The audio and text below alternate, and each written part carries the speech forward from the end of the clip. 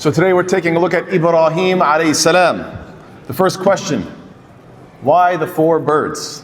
Allah Ta'ala says, بعد أعوذ بالله من الشيطان الرجيم وإذ قال إبراهيم ربي أرني كيف تحيي الموتى. And mention when Ibrahim said, my Lord, show me how you give life to the dead. He's not saying, أتحيي الموتى, do you give life to the dead? He's not asking that. He's saying, can you show me how? There's a difference. If you're asking, can you do this? Then you're questioning whether the person can do it. But if you're speaking to someone who you know is a professional, let's say a professional carpenter, and you say, I know you build houses. Can you show me how you build a house? So this isn't a question of doubt. You see, there's a difference. Some people think differently. But even if there was a moment where he's questioning and wondering, and it's not giving him that tama'nina, that sense of tranquility, then you should know, and I should know as a lesson from this, that this does not make you a bad person. If you have questions, we should not discourage our youth from having those questions. Rather, we should encourage their curiosity, and this is what? Being upon Millat Ibrahim, the methodology, the path of Ibrahim alayhi salam. And so, if you do have questions, that's fine. Go ahead and embrace them. However, remember this, that the answer that you get might involve hard work. Ibrahim alayhi salam was told what? Yeah, sure, I'll give you the answer. You're going to have to get these 4 birds, and then you're going to have to chop them up and go climb 4 different mountains. That's a lot of work. Going up and walking, that's a lot of work. And so in the same way, to the youth that have questions, no problem. Your questions don't make you a bad Muslim, but just know that the path to get the answer, it might require some effort on your behalf. Now, in terms of Ibn Abbas's opinion, which I think is fascinating, as to why these 4 birds, he says they are at-tawus, the peacock, an-nasr, the eagle, the ghurab, the crow, and adik, the rooster. And he says the reason, this is what he says, and then you could extrapolate from that. Why these 4 in particular? Well, because the peacock represents pride, beauty, right? Sort of arrogance, constantly displaying itself. The eagle represents anger, it's a vicious predator. The crow represents greed because it's a hoarder, grabs things and keeps it to itself. And the rooster has lust because of how many times it engages with the opposite gender in a single day. And so, because of these 4, it seems as if, wallahu alam, there seems to be a hidden meaning here, which is saying what? You need to slaughter these 4 desires for the sake of Allah Ta'ala. And when you do, it's not like they're just going to go away. No, when you finally sacrifice these desires for the sake of Allah, then they will come back alive, but in a halal way, in a good way, insha'Allah Ta'ala. Instead of having evil pride, you'll have pride in your deen. Instead of getting angry for just your own ego's sake, you'll get angry for the sake of Allah subhanahu wa ta'ala. And you'll only want to earn and spend fi sabilillah. So it won't be greed for the wrong reasons, but you'll want to make money for the right reasons. And of course, it'll replace haram romantic relationships with a halal one, insha'Allah Ta'ala, through nikah, through marriage. This is one perspective. However, there's another perspective which I think is absolutely remarkable, which is what? Ibrahim alayhi salam was granted a different miracle, and oftentimes we forget about this miracle. Which one was that? When he was told, build the Kaaba and make the call. And his question was, Ya Rab, what's the point of making the call? Nobody's here, I'm in the middle of the desert, nobody's around, who am I calling? And the answer is what? You make the call, I'll make sure the people come. It's a miracle. And so yes, Allah says, وَأَذِّن فِي النَّاسِ بِالْحَجِّ يَأْتُوكَ رِجَالًا وَعَلَى كُلِّ ضَامِرٍ يَأْتِينَ مِنْ كُلِّ فَجٍّ عَمِيقٍ. They're going to come from where? Allah says, and proclaim to the people the Hajj pilgrimage. They will come to you on foot and on every lean camel, and they will come from every distant pass. So what are we understanding here? Subhanallah, pay attention to the wording of this ayah. Allah says, ثُمَّ دُعُهُنَّ يَأْتِينَكَ سَعْيًا. Allah doesn't say, يَأْتِينَكَ طَيْرًا. Allah doesn't say they're going to come to you flying. They're going to come to you sa'ya. Sa'ya means they're coming to you quickly, but it comes from the word what? A-sa'i.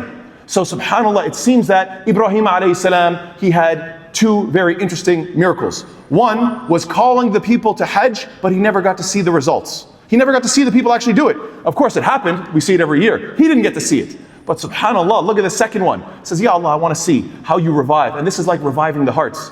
You make the call. People may have dead hearts. The Hajji, however, mashallah, from all 4 corners of the globe, the Hujjaj, what do? They come from every angle, they come from every direction, and subhanallah, they make the Hajj. And so notice that Allah subhanahu wa ta'ala specified, cut up these birds, put them on the 4 mountains, and then what? Call them. Call them, and they're going to come to you doing what? A sa'i.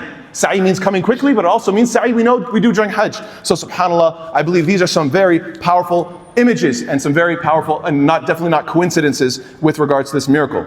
As for the second miracle, I'm going to keep it brief inshallah ta'ala. We know that Ibrahim alayhi salam, he was thrown into the fire and he remained unburned. قُلْنَا يَا نَارُ كُونِي بَرْدًا وَسَلَامًا عَلَى إِبْرَاهِيمَ. Allah Ta'ala commanded, O fire, be cool and safety upon Ibrahim alayhi salam. There's so much commentary we can look at. I just want to focus on two main points. Number one, Allah subhanahu wa ta'ala could have obviously simply stopped Ibrahim alayhi salam. He could have made him escape. He could have caught him in the air. An angel could have grabbed him. A bird could have grabbed him. Anything would have taken him away from the problem. But Allah subhanahu wa ta'ala in His wisdom says, no, no, no, you're not going to escape this problem. You're going to go right into the heart of the problem, but you'll be fine. And this is a powerful, powerful reminder for every single one of us. Maybe your biggest fear, I'm going to lose my job. Oh, my biggest fear, I might get a divorce. My biggest fear, I'm going to get injured. My biggest fear is something. And Allah Ta'ala says, don't worry, I'm going to make you go right into that fear. And you think, Ya Rab, why? Don't worry, I'm going to make you go right into that fear and you're going to realize it's not that bad. I was able to overcome it. Allah Ta'ala made it easy, as the Prophet sallallahu alaihi wasallam taught us the dua, Allahumma la sahla illa ma ja'altahu sahla wa anta taj'alul al-hazna idha shi'ta sahla. Oh Allah, there is no ease other than what you make easy, and if you please, you can even make easy, you can even make sorrow easy. Subhanallah. So that's the first point, that the idea is not to avoid the problem. The point is what? Go directly into the problem sometimes and know that Allah is with you, and Allah Ta'ala can make that problem easy upon you. The second point is what? His people could have just been satisfied with stabbing him and killing him, right? I mean, you could just kill him quickly. Why was it the fact that his people were so obsessed with saying, you know what? We need to take all of this time and all of this effort and all of our resources to build the biggest fire, so huge that even when the birds fly over top of it, they get roasted. They're making this gigantic fire. What, just to kill one man, just to chuck one guy in it with a catapult? So, subhanallah, Allah Ta'ala makes him walk right out of that exact same fire. It's as if Allah Ta'ala is making Ibrahim alayhi salam say what? All you people want is fire.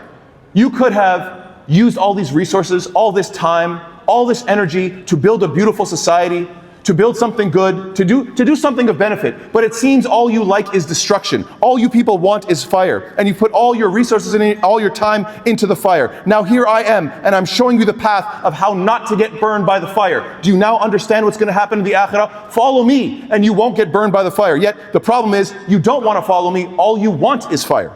This is the conclusion. All you want is the fire, and therefore the fire is what you are going to get. And therefore, this is why he decided to leave his people. Because even with the most obvious, clear evidences, all they want is to produce a huge fire. And even when he walks out and says, see, I can show you how to get out of the fire, they're not interested. SubhanAllah, very powerful imagery here as well.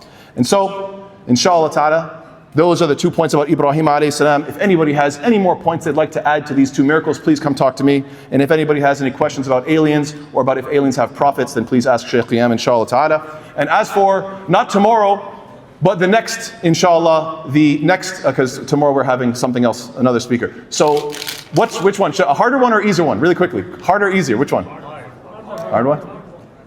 Okay.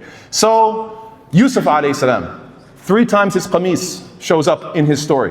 What is going on with the qamis of Yusuf alayhi salam? 3 different times, right? Number 1, the brothers with the blood. Number 2, the wife of Aziz, Rip. And number 3, the father with the blindness. 3 times. What's going on with this qamis of Yusuf alayhi salam?